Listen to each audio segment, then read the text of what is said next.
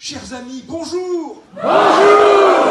Dans le sud de la Drôme, Buis-les-Baronnies, 2300 habitants, est un gros village, dirons-nous, 100% provençal et charmant, réputé pour son cadre de vie dans ce massif des Baronnies où l'on pratique la randonnée, le VTT, l'escalade, un territoire réputé aussi pour ses spécialités odoriférantes et savoureuses, le tilleul, la lavande, les plantes aromatiques, thym, sauge, sarriette, romarin.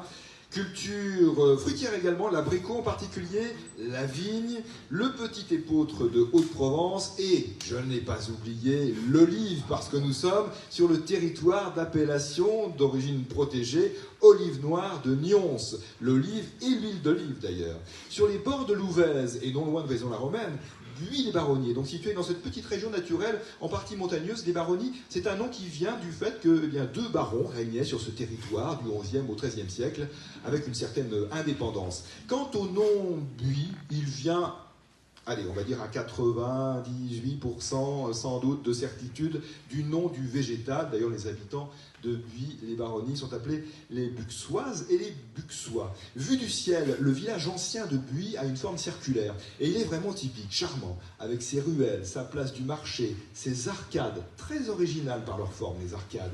Et puis il y fait bon, hein, surtout en plein été de canicule. Les façades colorées, l'église Notre-Dame de Nazareth, les enceintes, les remparts anciens comportant d'anciennes tours, dont la tour de la gendarmerie et la tour du Safre. On peut aussi citer la très mignonne chapelle de Saint-Trophime, mais qui n'est pas dans le bourg, un peu à l'extérieur, à l'écart du village.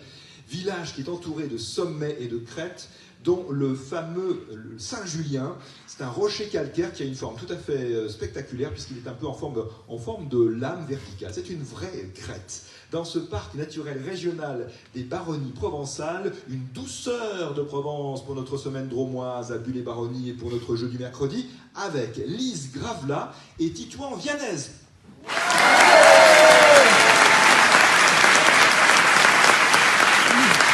Bonjour Lise. Bonjour Nicolas. Vous êtes lycéenne en première L, une pure littéraire? Absolument. Oui, alors le français, les langues étrangères, quelle langue étudiez-vous? Quelle langue étudiez-vous? L'anglais, l'italien. Anglais, italien, ça c'est bien d'avoir choisi l'italien. Et vous envisagez d'ailleurs, dans un peu moins de 2 ans, de poursuivre dans ce domaine, peut-être d'étudier les langues, de partir à l'étranger? C'est ça. Ce serait, quel pays serait votre rêve? J'aimerais partir en Angleterre. En Angleterre, pour faire au moins une année d'études C'est ça. supérieures. En tous les cas, vous êtes en classe de première, je l'ai dit. Lise, avec beaucoup de centres d'intérêt, dont certains, du reste, sont liés à la nature dont j'ai parlé tout à l'heure, ou plutôt à l'instant, l'escalade. Hein, c'est vraiment un territoire d'escalade. Vous faites partie d'un club? Oui, au lycée de Nyons. Oui, depuis longtemps, pratiquez-vous? Depuis 3 ans. Depuis 3 ans. Il faut dire qu'il y a un club d'escalade ici aussi à Buis-les-Baronnies, mais puisque vous êtes au lycée de Nyons, c'est bien normal que vous exerciez votre activité là-bas. D'autres passions, la lecture, bien sûr? Oui, la lecture, l'écriture. L'écriture aussi? Ouais. Oui, l'écriture. Qu'est-ce que vous écrivez? Des nouvelles, souvent des choses inachevées que je mets de côté. Ah, des œuvres inachevées qui sortiront des tiroirs un jour ou l'autre, et on dira c'est une œuvre inachevée de Lise Gravelat, rendez-vous compte, ça vaut de l'or. Et vous chantez aussi, Lise. C'est ça. Et évidemment, je vais vous demander de chanter. Ça va pas se faire. Ça ne pourra pas être possible. Bon. Bonne chance au jeu, vous avez une très jolie voix. Titouan est avec vous, Titouan Vianez. Bonjour Titouan. Bonjour Nicolas. Une petite chanson, Titouan? Non plus. Non plus. Bon. Vous êtes en seconde au lycée de Vaison-la-Romaine, puisque c'est tout proche, Vaison-la-Romaine, même si c'est dans le Vaucluse, mais on est très près du Vaucluse, ici dans ce sud Drôme. Tout se passe bien en classe jusqu'à présent cette année? Tout est parfait avec cette rentrée. Oui, alors vos spécialités, ce serait plutôt quoi Alors le badminton, la guitare. Mais en classe, je voulais dire. Et alors en classe j'aime beaucoup l'histoire, l'histoire de France, l'histoire du monde et aussi littéraire avec le français. Voilà. Et les loisirs sportifs alors, aussi. Voilà, la guitare, les Via Ferrata qu'il y a ici est très agréable. Oui, il y a 4 parcours, je crois, de Via Ferrata, un niveau de difficulté croissant. Quel parcours faites-vous? Alors nous avons fait les 4, la bleue, la rouge, la noire. Ça dure longtemps un parcours? À peu près 2 heures. 2 heures, oui. Mais enfin, on est totalement sécurisé, il n'y a pas de problème, on est attaché, il n'y a aucun souci, mais c'est vraiment... Dites donc, vous n'avez pas de vertige alors? Non. Ouais, parce que, évidemment, parfois, on est à 200 mètres au moins de hauteur. d'ailleurs. Et je voudrais remercier et lui passer le micro par la même occasion à monsieur le maire de Buis-les-Baronnies, Sébastien Bernard. Merci beaucoup monsieur le maire et à toute votre équipe, madame Rochas en particulier, de nous avoir si bien reçus. Bonsoir monsieur le maire.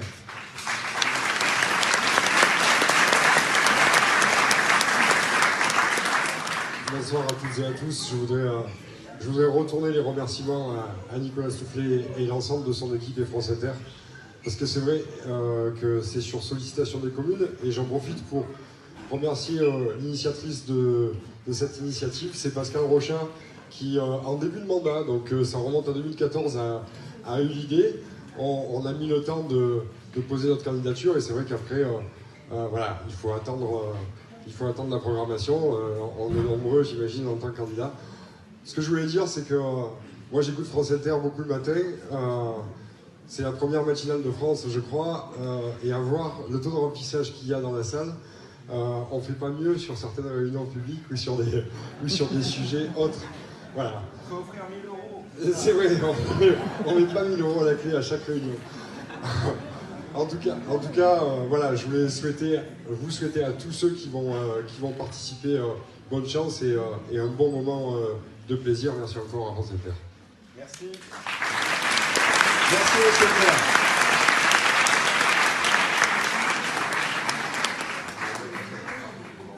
Merci.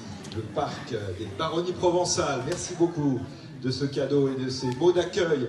Alors, monsieur le maire, vous savez qu'on est toute une équipe, vous l'avez dit très justement. Nous sommes 4 au total sur les routes tout au long d'une semaine. En fait, on regroupe nos enregistrements sur une semaine pour qu'on ait un peu de vie sédentaire quand même, qu'on ait un peu de vie de famille. Alors, toute la semaine, on enregistre 15 émissions au cours de la semaine dans 6 communes différentes. Et nous sommes ensemble depuis lundi avec Romain Luquiens et Marcos Darras, les 2 techniciens qui sont là. Romain et Marcos. C'est eux qui ont le plus de boulot parce que c'est eux qui tous les jours montent le matériel, démontent le matériel après et puis voilà, et chargent la camionnette Radio France que vous voyez juste derrière eux. Lui est avec moi, il a un rôle important aussi, bien sûr, et c'est très fatigant d'ailleurs de jouer 3 notes. C'est monsieur Ding Ding Yann Pairet. On continue. Quel est le nom de cette grande poêle en fer à 2 anses utilisée en cuisine chinoise? Oui, le nom de... Pardon, le wok. Oui, c'est pas la peine de vous approcher du micro, il n'est pas encore ouvert. Mais un point pour vous, monsieur, en effet. Le wok, W-O-K. Les amateurs de Scrabble connaissent bien ce mot qui peut rapporter quelques points. Quel est l'autre nom, ou disons plus précisément le nom actuel des Esquimaux, ce peuple? Ah, alors mademoiselle a été la toute première à le dire avec un peu d'avance sur les autres ici, mais peu d'avance, hein, mais un tout petit peu quand même, suffisamment pour que ce soit elle qui marque le point. Il faut en marquer 3, je vous rappelle. Sous quel nom connaît-on mieux la couturière Gabrielle Chanel? Oui. Coco Chanel, oui, c'est monsieur qui l'a dit, c'est Coco, oui, c'est Coco Chanel, tout simplement. Ah, c'est là, d'accord, très bien. Quel acteur jouait le rôle principal dans OSS 117? Ah, rapidité. Qui a dit? C'est vous, monsieur. 2 points pour vous, mais mademoiselle, vous l'avez dit aussi en même temps. Hein. Donc vous marquez un point supplémentaire, et vous, mademoiselle, vous marquez le premier point, qui est le début d'une longue série. Jean Dujardin, d'accord. Quel gaz constitue à peu près 80% de l'air atmosphérique? Alors là, vous avez été très nombreux à dire l'azote, vous avez raison. Bon, c'est en fait le diazote, mais bon, oui. Il a été le... D'accord, très bien, si vous le dites, monsieur Pairet, c'est vous qui êtes généreux, c'est moi qui ai le mauvais rôle, alors c'est ce que vous voulez dire, d'accord. Quel est le nom actuel du goupil? Rapidité, avec un peu d'avance, ça se joue à peu de choses, hein. C'est le renard, exactement. Et c'est depuis le roman de renard, d'ailleurs, qu'on appelle le goupil le renard. Quel est ce long poisson qui peut mesurer jusqu'à 1,50 m? Attendez, il y en a beaucoup, hein. Il y en a beaucoup. Ce long poisson qui peut mesurer jusqu'à 1,50 m, qui vit dans les fonds rocheux et dont les morsures... La murène, bravo! Et dont les morsures sont dangereuses, c'est la murène, c'est vous qui l'avez dit. Et vous marquez votre 2e point. D'accord? Comment appelle-t-on justement les grands fonds marins à plus de 2000 mètres? Rapidité pour ce jeune homme, mais vous l'avez dit également, mademoiselle, mais monsieur est sélectionné, d'accord, et monsieur ou mademoiselle, pardon, excusez-moi, marque 1 point, très bien. Voilà, et ce jeune homme est sélectionné pour jouer avec nous, on peut l'applaudir déjà.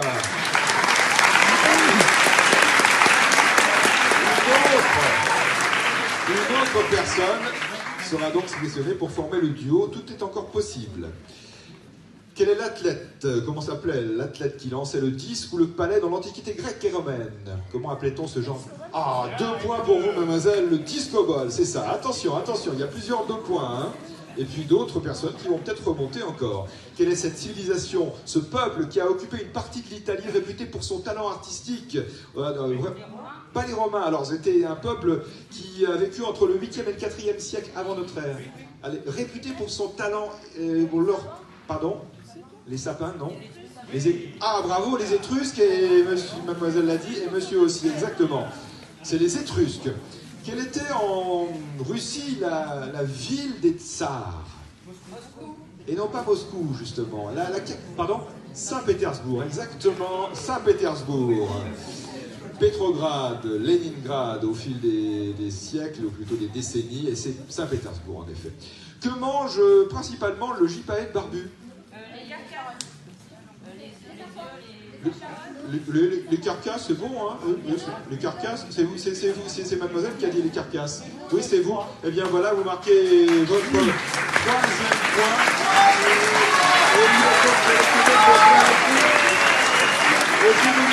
Merci beaucoup. Alors Pascal Rochas, première adjointe au maire de Bulle-et-Baronnie et conseillère départementale, tu t'es battu pour que ces jeux de 1000 € viennent à Bulle-et-Baronnie. Ça a été un succès, un triomphe, ça a été phénoménal et on s'est bien débrouillé en plus. Ton sentiment? C'est une fête populaire extraordinaire en fait. On a eu une diversité de spectateurs qui était incroyable. D'abord une grande quantité de personnes qui sont venues, vraiment de tous les coins des baronnies, de tous les âges, de toutes les professions, des jeunes qui sont venus en nombre, alors qu'on pouvait croire, n'ayant pas de lycée, qu'on n'aurait pas assez de candidats, mais non, nos petits collégiens se sont vraiment mobilisés, ils étaient là, ils étaient très heureux de participer, ils sont d'ailleurs maintenant tellement contents qu'ils sont en train de servir l'apéritif dehors. Ils participent aussi au jeu. Donc ça a été vraiment une rencontre populaire et je remercie vraiment France Inter d'être venue. Je conseille à toutes les communes de solliciter ce jeu parce que c'est vraiment un engouement, c'est vraiment une fête que tout le monde aime et nous avons passé une soirée excellente. Merci Pascal Rochat. Alors comment ça s'est déroulé? On a eu des candidats très brillants. On a eu des candidats brillants, on a eu des jeunes brillants, on a eu des adultes brillants mais qui ont été trop courageux, ils ont voulu aller jusqu'au super et c'est pas facile le super banco, mais je vois qu'ils repartent avec le sourire. C'est ça l'esprit du jeu, c'est ce que j'aime dans cette émission. Il n'y a pas de possibilité de gagner des fortunes, on gagne pas sa vie en jouant au jeu de 1000 €, on vient pour le plaisir et si on perd, on repart de toute façon avec des cadeaux, on repart avec un grand sourire, avec le secret espoir de retenter sa chance dans 2 ans. Voilà, ça c'est vraiment les bonnes ondes du jeu. Tu garderas un bon souvenir de Bulle-et-Baronnie? Ah oui, très bon souvenir, un paysage magnifique, un territoire vraiment, alors pour les amoureux du sport, moi je suis pas très sportif, mais enfin la Via Ferrata ça me tente pas mal, et puis bon, un bel accueil, un beau soleil aujourd'hui, bon, et pas trop de vent, c'est bien, franchement les baronnies, territoire à découvrir, et puis un public très chaleureux, nombreux. Belle ambiance, vous savez, on sent qu'il n'y avait pas besoin de chauffer la salle très longtemps, c'était vraiment un public acquis, ça c'est du bonheur. Alors par contre, l'inconvénient, c'est qu'il va falloir encore attendre des années pour vous revoir à Bulle-et-Baronnie. Oui, à Bulle-et-Baronnie, mais on peut venir pas très loin, on peut venir dans le territoire, parce qu'on fonctionne par commune. Alors c'est vrai que la prochaine fois on ne reviendra pas à Bulle, mais on peut aller pas très loin non plus. Nyons par exemple, si Nyons fait la demande pour que le jeu des 1000 € vienne, on viendra. Voilà. Merci Nicolas. Merci beaucoup, merci. Jeu des 1000 €. Nicolas Stoufflet sur France Inter.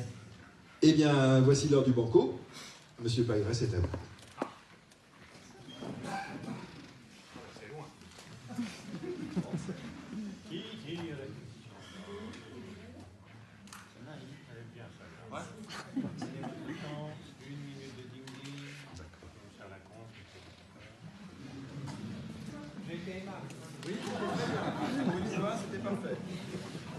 On repart.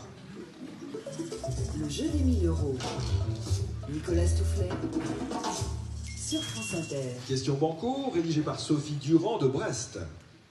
À partir de quelle petite fleur obtient-on l'épice très recherchée nommée safran? Le crocus. Oula, vous êtes rapide dans la réponse. Le safran. Fabuleux Robert, fabuleux. Le banco est gagné par Robert Bossin et Fabien Jean qui peuvent tenter le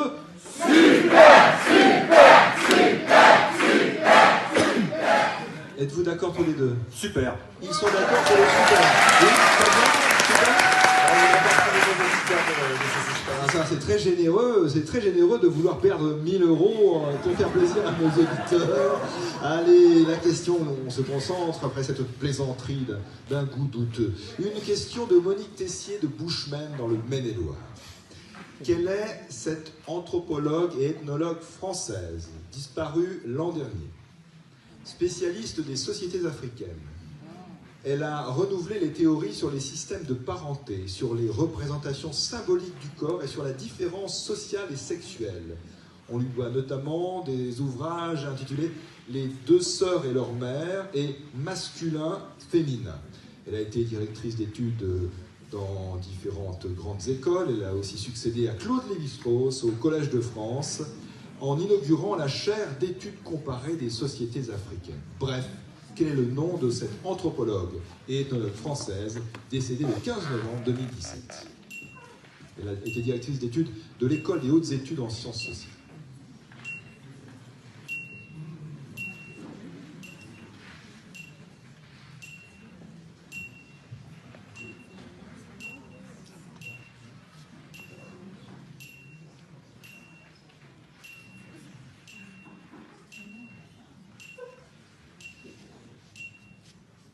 Peut-être moins connu du grand public que d'autres ethnologues et sociologues, mais c'est vrai qu'à l'occasion de sa disparition, de nombreux articles, reportages lui ont été consacrés l'an dernier.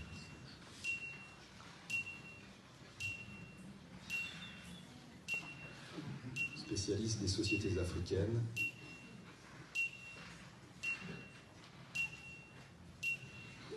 On sèche. Ça arrive au plus grand, ça arrive au meilleur. Une réponse, non? Pas d'idée? Une dame anthropologue, ethnologue.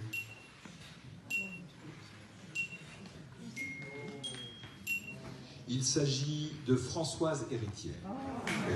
Françoise Héritière. Monique Tessier, les candidats sont Robert Bossin et Fabien Jean. Le casting de France Inter. Autre très beau cadeau, c'est le roman bande dessinée, une épopée médiévale en quelque sorte, sous le titre L'Âge d'Or, coédition France Inter. Très bonne fin de semaine, et à lundi, si le cœur vous en dit.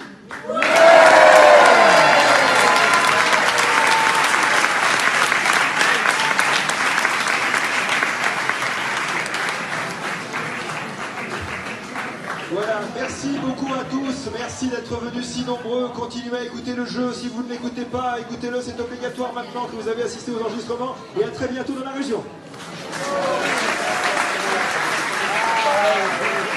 Robert, C'était pas elle. à chaud pour Mistral TV, tu as été fantastique. Ah bah écoute... Vous perdez sur la fin, mais ça a été formidable. Ouais. Alors tes premières impressions, ton sentiment? Eh ben écoute, c'est la première fois que je joue. Or, j'ai l'impression de ne jamais avoir pas connu ce jeu. Tu vois ce que je veux dire?